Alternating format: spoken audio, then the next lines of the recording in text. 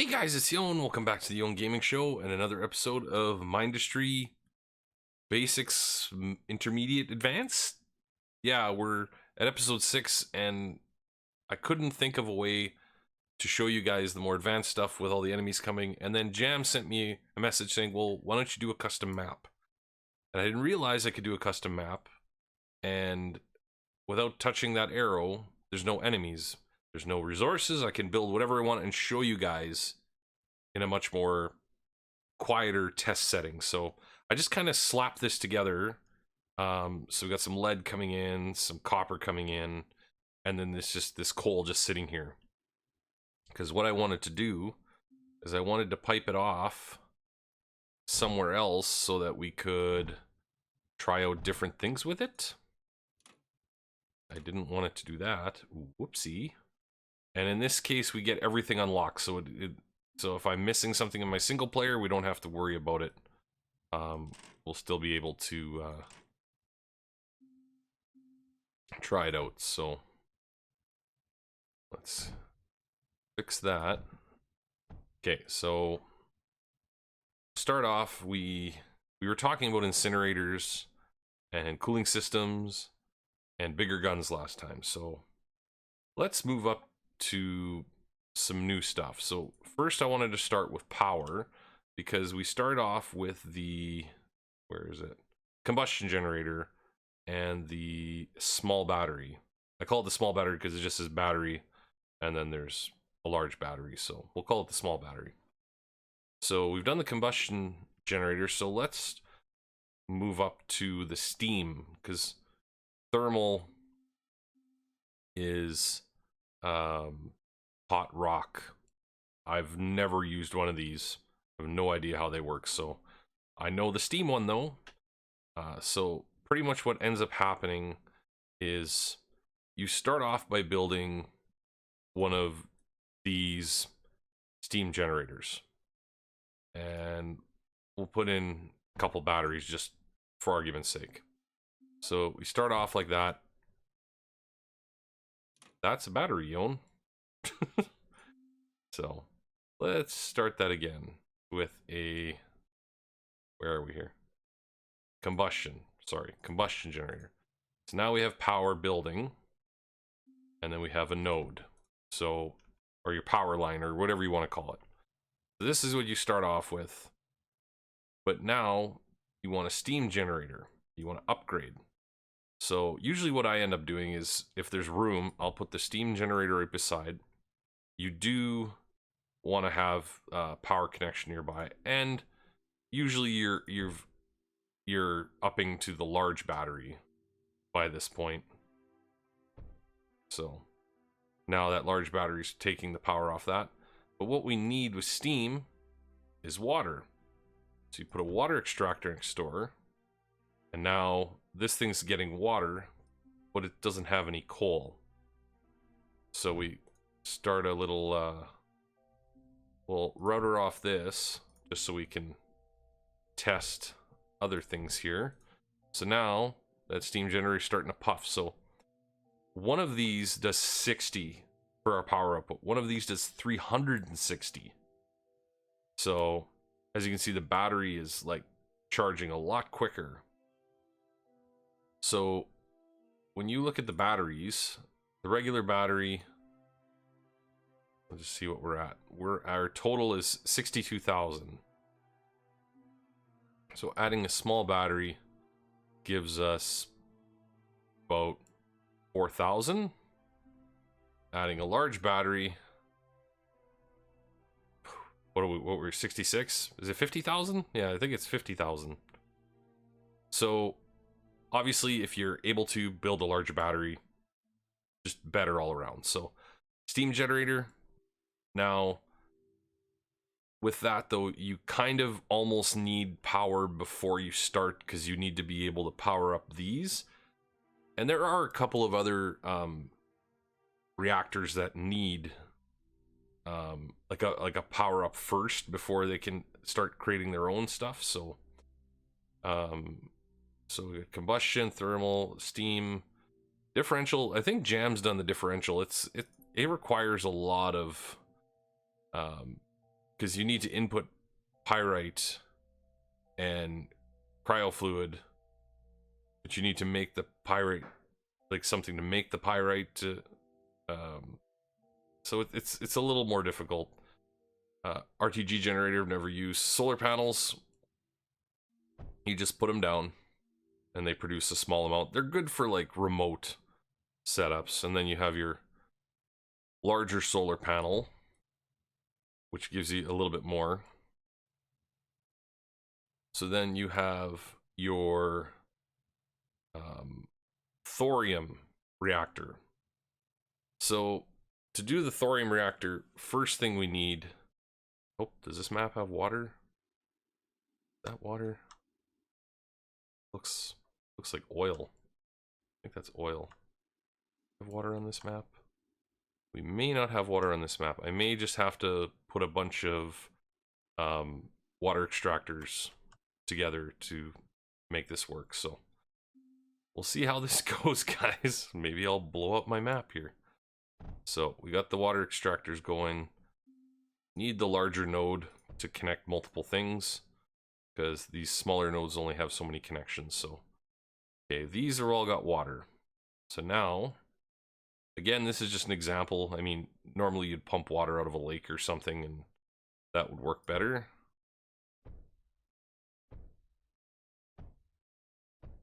Take all these, connect them all together,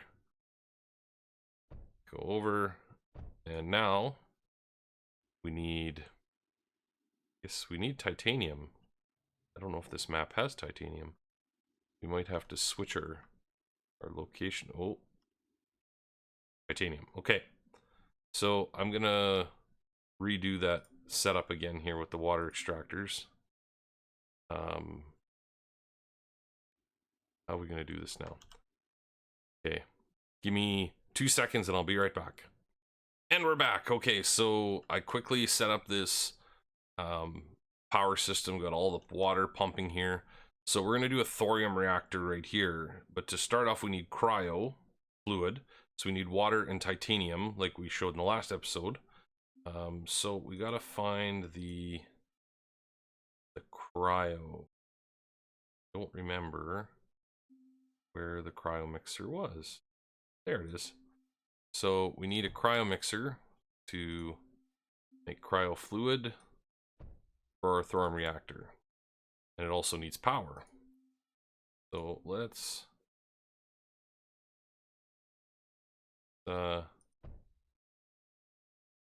bring power over to that. There we go. So we got some cryo fluid in there. So now we need our thorium. So in this case, I'm gonna test out, we got the air blast drill and the laser drill. I didn't show you guys the laser drill last time because it needed power. But what we can also do is add cooling to it, which will speed it up.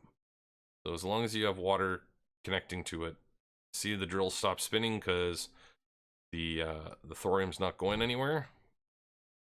So we'll go like this, come down like that, and then we'll have our piping. I'm not going to connect it to the actual cryo facility yet, because we have to get our thorium reactor down. And I'm always iffy about playing with thorium reactors, because me and Jam have had, well, BS has been there too, but we've had a lot of instances where something went wrong. So what we usually end up doing is you hook up the cryo fluid first and get that cryo fluid like right full, because we don't want any like problems.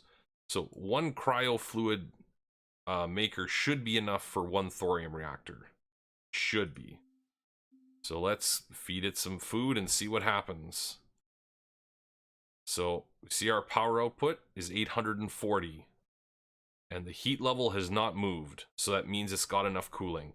If that heat starts to climb, turn that off right away. Like seriously, just because that's the only thing that's going to save you. And maybe delete the power plant quickly before something bad happens. So, okay, so now we've got, so to go over what we did, we had the small little combustion ones that were 60, and these are 360, and this is 840. So you can see how this could scale up, you know, to get to this point. And you kind of need that for the end game, because if you don't have at least thorium reactors, you just run out of power. You don't have enough.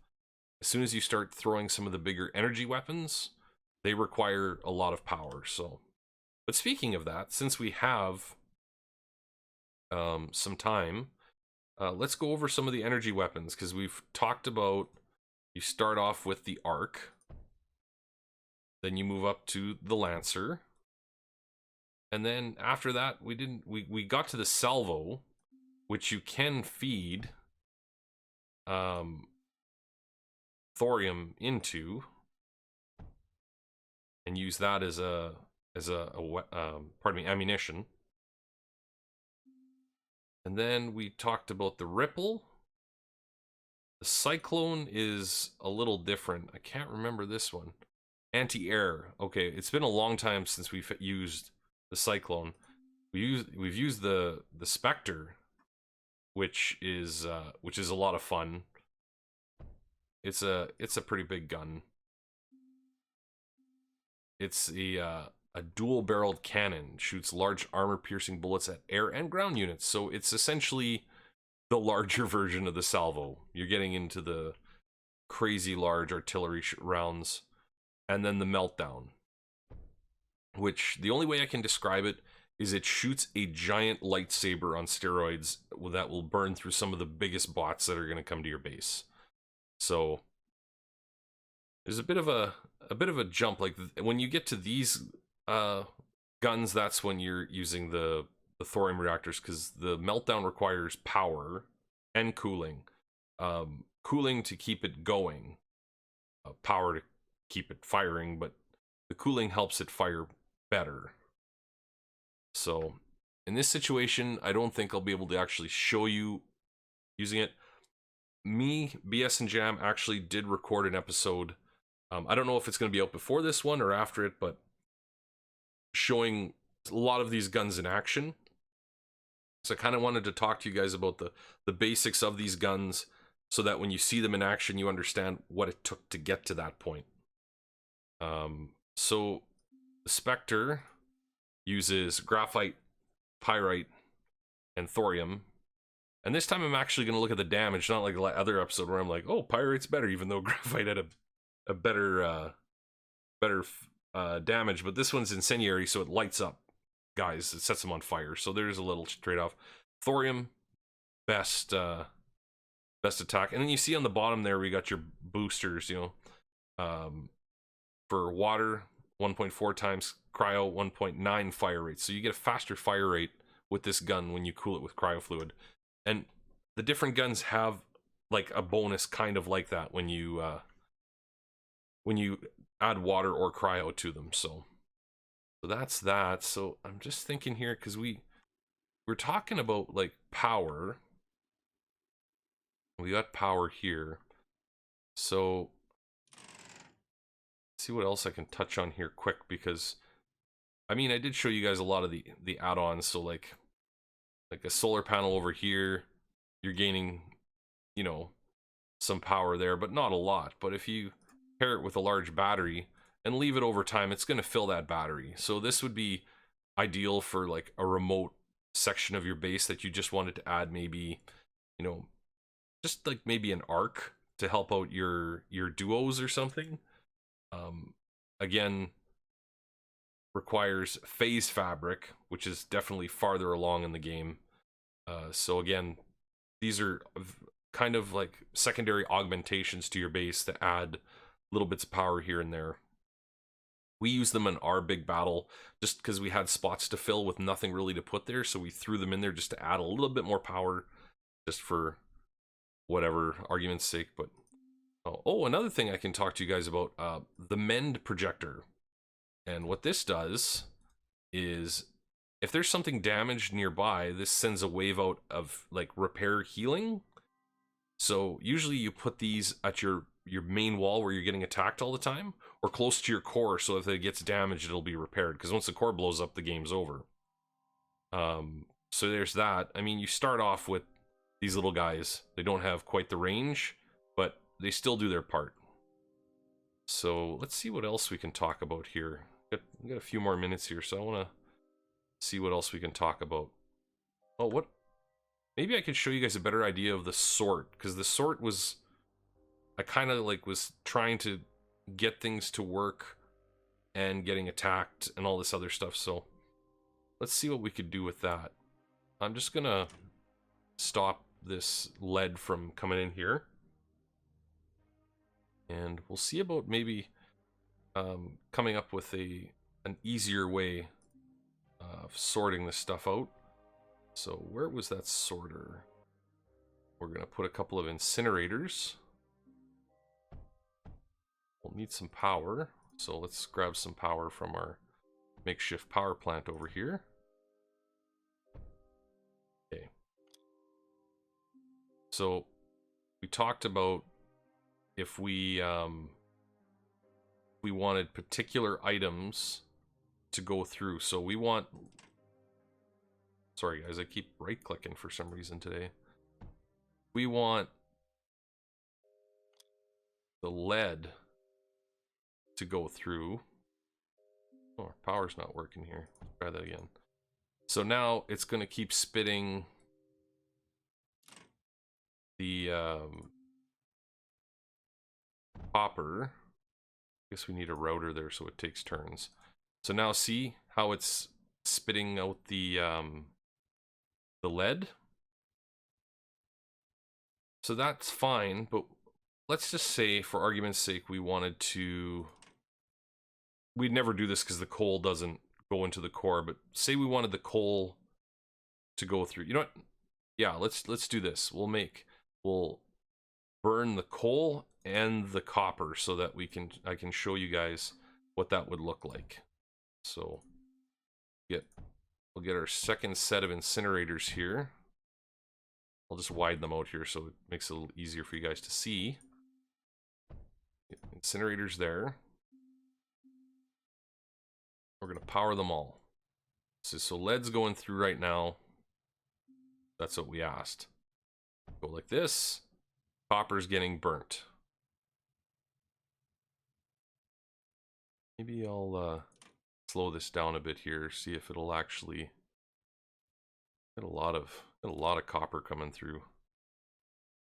Slow this down a bit so the lead will actually get a chance. And we want that to go through. See, like right now we didn't even need to, because we want the lead to go through. It's burning up the copper and the coal. So it's gonna let that through. So we actually didn't even need that second one. We just do that. So I mean, we could offshoot things out and then split them again if we wanted. In this case, just for a demonstration here, we're gonna have it so the lead goes through. But we wanted the coal to go through. Now it'll back up because it won't go in the core. So we switch it back to the lead. Clear that belt. You can just go like that and it'll erase it, and then puts everything off to the side, starts burning it again. So that's incinerators. Essentially, you got a left and a right, or up and down depending which direction you're going. We'll spit them out the side and then allow the rest to go through like a junction. It'll just keep firing it through. So there's that. But anyway, guys, I think I'm gonna leave this episode here, but I'm gonna do this going forward so that we can kind of do larger scale stuff. Maybe in the next episode I'll try to do maybe a little more complicated manufacturing setups. Like I showed you guys my relatively basic silicon setup where I had the sand and the coal coming in. Maybe we'll show some bigger stuff, because I know there's some manufacturing techniques that require multiple ores all coming in at once. So we'll talk about that next time. But with that, guys, I'm gonna leave this episode here. Thank you so much for watching. I really appreciate it. Let me know how I'm doing in the comments. And as always, happy gaming.